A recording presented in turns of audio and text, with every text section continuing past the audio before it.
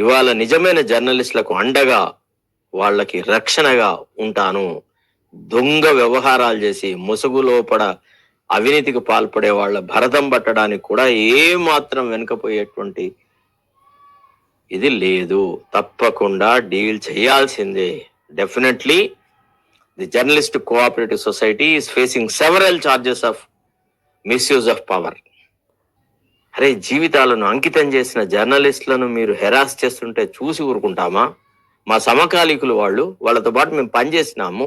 వాళ్ళ నిజాయితీ గురించిన అవగాహన మాకుంది. ఇవాళ దుర్భరమైన దారిద్ర్యంలో ఉన్నారు నిజమైన జర్నలిస్టులు.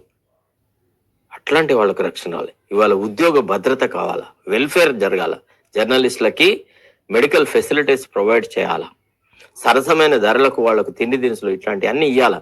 అట్లా ఇచ్చినప్పుడు మాత్రమే వాళ్ళు నిజాయితీగా ఈనాడు పత్రికా రంగానికి, ప్రజాస్వామ్యానికి హితోధికమైన కార్యక్రమాలు జరపగలరు. సో కాబట్టి పత్రికా స్వేచ్ఛ మీద కొత్తగా వస్తున్న జనరేషన్కి అవగాహన జరిపేటువంటి ఉద్దేశంలో, అవగాహన కల్పించేటువంటి ఉద్దేశంలో ఈ కార్యక్రమం జరపబడ్డది. అంతేగాని ఎవడికో భయపడి కానీ, ఎవడినో ఎంకరేజ్ చేయడానికని కానీ జరిగింది కాదు.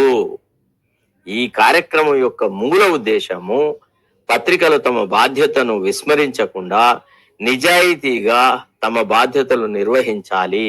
ఎవరికి భయపడాల్సిన అవసరం లేదు. రాజ్యాంగం అందరికీ ఒకటే. ఆర్టికల్ 14, 16, 21 ఇవన్నీ అందరికీ వర్తిస్తాయి. ఏ మినహాయింపులు ఎవరికి లేదు. ఎవరైనా కొంతకాలమే దౌర్జన్య కార్యక్రమాలు చేస్తారు. మా కామ్రేడ్స్ మాకు చెప్పేవాళ్ళు ఏమని, మేము విద్యార్థి దశలో ఉన్నప్పుడు, రాడికల్ స్టూడెంట్స్ లో ఉన్నప్పుడు, జో హిట్లర్ కా చాలు చలేగా ఓ హిట్లర్ కాహి మౌత్ మరేగా అన్నారు. సమాజంలో తిరగబడము, సమాజాన్ని అవసరం అనుకున్నప్పుడు ప్రశ్నించడము అనేది జర్నలిస్టుల యొక్క విద్యుక్త ధర్మం.